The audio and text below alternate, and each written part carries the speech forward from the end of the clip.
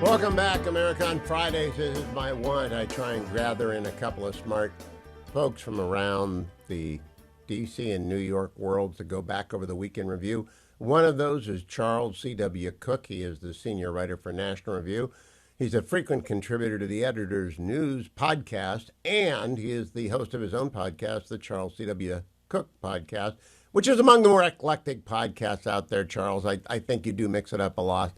I want to start with the story about John Brennan, what John Ratcliffe wrote about what he discovered, and the referral to the Department of Justice and the announcement that a criminal investigation had been opened. Do you think that's a significant story, and if so, why? Oh, I certainly think it's a significant story. John Brennan has been at the heart of American politics for a decade now. He's always struck me as a deeply unpleasant person. He's always struck me as somebody who toyed around the edges of propriety. So yeah, that's a big story. It is a big story, and it also ought to be, I think, an easy question for justice to decide. He testified to Congress. They have a report from the CIA. If the former reveals that it was included lies on the basis of the latter, you charge. Do you think it could be quick, unlike pretty much everything else we've gotten used to in the United States involving lawfare? No, I think it should be quick. I mean, look, we drag our feet on these things. People on the inside don't want to prosecute each other, and we're actually really quite bad at exercising congressional powers. Lying is a big deal. Uh, Denying subpoenas is a big deal. But we only ever seem to, well, you have to have the right party in charge and the right moment and enough of them to actually get anything done. So no, I don't think this will be quick. I think this will be dragged out. What I do think is that, irrespective of how long it takes, this has put a real damper on his reputation. And I hope people will stop listening to him. So even if it takes 5 years to resolve this, I hope people will stop listening to that man because I do think he's a bad news. I think he's always cast a sinister shadow across American politics for reasons that are numerous, and I would like to see it resolved. Second question, story in the Wall Street Journal today. Trump's unsung economic booster, deregulation. Are we paying enough attention, Charles C.W. Cook, to efforts to deregulate everything? No, we're not paying enough attention to it. It's a huge story. Unfortunately, two developments have obtained since the 1930s. It's got worse in recent years. One is far too much federal regulation per se, and two is too much federal regulation that occurs at the executive level. The good side of this is that when you get a president who wants to deregulate, an awful lot can be done without Congress because an awful lot was done in the first place without Congress. Now, if you go back to Trump's first term, he had some rubric. I think it was for every regulation that we add, we'll get rid of, was it 3 or 4? Now it's 10. He wants to get rid of 10 Yep. now for every one that is added. That is necessary. And it's not just necessary because I don't like regulation, although I don't, but it's necessary because the presidency needs to be a key player in undoing an awful lot of the thicket that has been laid for 50, 60, 70 years now. So this is a great start. It's going to help enormously. It's something that Barack Obama and Joe Biden never understood. They wanted economic growth, but they just couldn't grasp that one of the biggest impediments to that, in addition to obvious things like tax policy and so forth, is regulation. And they have a huge amount of power now to deal with it. I'm glad Trump's doing it. Within your understanding of Article 2, the president's powers as commander in chief, they got a big bump of money, 158 billion in the one big beautiful bill. A lot of it's lined item out, but there's a lot of discretion. Do you think it's within the president's power to simply reprogram money to where he needs it to be in the Department of Defense, even if it's been appropriated to a general line item, because he's the commander in chief, Charles? I think it depends how general it is. This is one of those difficult questions that lies in the details. If Congress said, for example, and I'm making this up, it doesn't exist, but we wish to build a F-60 aircraft, and it has to be capable of this range and delivering this payload, and it should operate in this region of the world for this purpose. And then the president takes the money and says, well, instead of that, I'm going to build a bunch of boats. Then no, I don't think that's acceptable. I do think, though, there comes a point at which if you've allocated money for defense and given it to the commander in chief, who has a great deal of discretion over tactics, and the in the field details, then yes. So I think that's one of those issues that really depends on the detail, but there's some latitude there and should be. I'm going to come back with Charles during the break, and then after the break, don't go anywhere. We got a lot to cover, America. Stay tuned. I'm Hugh Hewitt. Okay, Charles, I'm looking at 3 stories from today. From the Washington Free Beacon, Columbia nears deal with Trump administration. University will pay discrimination victims, reveal more admissions and hiring data, but will dodge harsher measures. Then there's a story on the Trump staffers who set out to reshape their alma maters. A couple of staffers going after UVA and Harvard at DOJ. And then from the Wall Street Journal, Harvard explores new center for conservative scholarship amid Trump attacks. Now, they've focused thus far on Harvard, Columbia, and UVA. If they do 3 or 4 investigations or prosecutions for violation of civil rights law every 6 months, they might make a dent in higher ed. Are you an optimist about that? Yeah. I think because it's coming in conjunction with the public's realization of what our institutions of higher learning have become. Trump is not so much running against the tide here as running with it. Now, he will run into a wall in that the universities will fight tooth and nail to keep what they have built. But look, if we wanted to construct a system in which private universities were truly private, I would be interested in listening to that proposal. But we don't have that.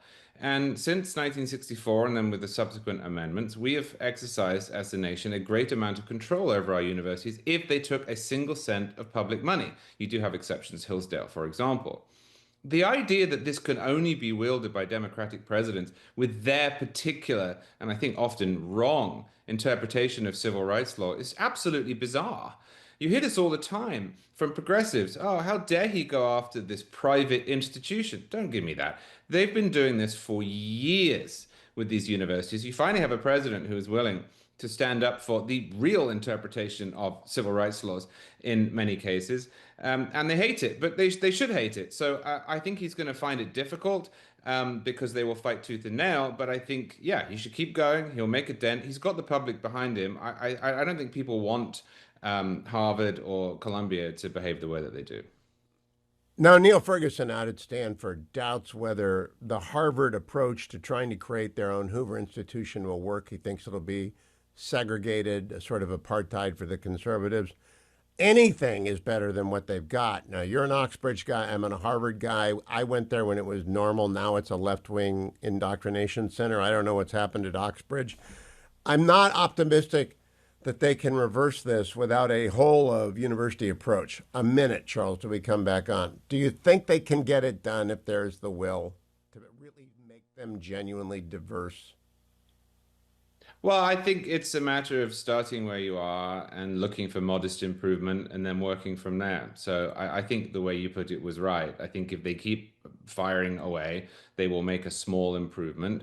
I'm pretty optimistic that these centers can make a big difference. I've been looking at the ones in Florida and in Texas, and it's not just that they occupy a certain space in the campus, but then students who aren't necessarily of that persuasion go over and they see how open-minded and interesting people are, and then it opens their mind. So they don't necessarily need to take over the whole college to have a big impact. I'm with you on that. I'll be right back with Charles C.W. Cook. Stand by. A week ago tomorrow, President Donald Trump signed the One Big Beautiful Bill, which only required 50 votes of the Senate because J.D. Vance added a 51, and it passed, and it's been signed into law. Here's the kicker. We can do that 2 more times under the rules. So, simple majority in the House, simple majority in the Senate. My guest is Charles C.W. Cook. His podcast is the Charles C.W. Cook Podcast, senior writer for National Review, contributor to the editors. Charles, if Speaker Johnson can get the Budget Committee to get together and do a budget, and the Senate can do a budget, and they can unlock, what would you like them to do in round 2, much less round 3? Phew. Well, what I would like them to do and what they're likely to do are often not the same thing. I mean, I think there was a lot of good in that bill. It really was enormous. It encompassed spending, it encompassed the reconstitution of the tax cuts, some changes, increase in the defense budgets, border spending. Um, the difficulty that obviously involved has put me in a modest mood. What would I like to see? I'd like to see some more changes to spending, more slowing the growth. I don't think they really did cuts, but more slowing the growth. I would like to see a rescission package where the recommendations that were made by DOJ are made formal by Congress. I would like to see some further changes to regulation. We discussed that are made permanent so that they can't be reversed, having been reversed next time a Democrat's in office. But look, the reason I sound modest here and I'm struggling a little bit is I just think when you have the margins that they have, and when you have not yet got an agreement from the public to address the elephant in the room, which is our massive runaway entitlement spending that there seems to be no end to in sight, all that you can do in the short term is try and get the best policy that you can. And that was the purpose, not always the success, but that was the purpose of the big beautiful bill. It was to say, what's the best tax policy for the next 10 years? What's the best spending policy for the next 10 years? And they did the best they could with really narrow margins. You know, a lot of the good stuff got taken out or watered down. So I don't know what room there is for big conservative change, but a rescission package, some congressional deregulation, I'd be happy enough with this Congress. I'm trying to socialize the idea of one minor change to one entitlement, just to prove that it's possible and that it does Sure. not electrocute the body. For example, you're under 55, so this would apply to you, would not apply to me. For everyone 55 years and younger, you're going to work till you're 66. And by the way, we're going to raise the retirement age 1 month every year for the next 60 Yeah. years, so that eventually you're going to retire at 75. After 60 years, do you think that would cause a rebellion, even though the Democrats would try and make it a deal? Or do you think the American people realize we really do have to change the trajectory? I mean, first off, I think that's an excellent idea, and it's something we should have done a long time ago. As you know, well, the reason the age is 65 is because that was the age at which most people died in 1935 when Right. Social Security was passed. The fact that we had never raised the age, even if we said we will do, 1 month every 2 years as of the 1960s, it would have sorted itself out. So I think it's an excellent idea. I do think that there would be a significant rebellion. I do think at the same time, we are probably not too far away from people recognizing there's an issue. Automatic cuts will come in if we don't fix this problem, and they will be far worse than whatever Congress will get together and do instead, or worse than the idea that you just posed. So, probably the first thing to do is to start building the case. I wonder if there would be enough votes in the House for a plan like that. But I mean, I completely agree with you. I don't understand why we're sleepwalking into this. What you have described would not be radical. It would be completely sensible. It would be slow.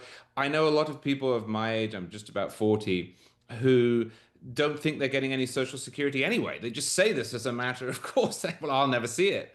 Well, okay, well then you should be strongly on board with very slowly fixing it, right? What's the worst that can happen? But it's just But such a but as you further get out. closer to 55, you don't want people to mess around with it. And when you get, I'm way past 65.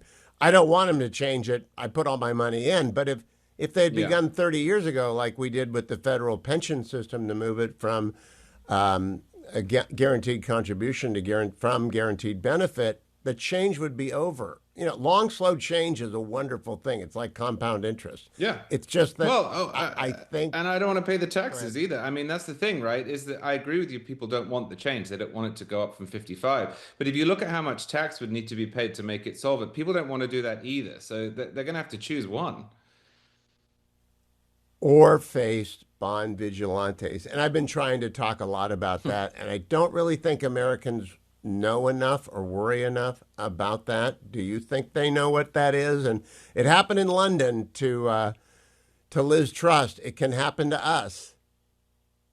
Oh, people haven't got a clue what that is. I don't say that disparagingly. People are busy with their lives. I doubt 1 in 10 people could tell you what the bond market was, let alone the downside risk here of not dealing with our fiscal situation.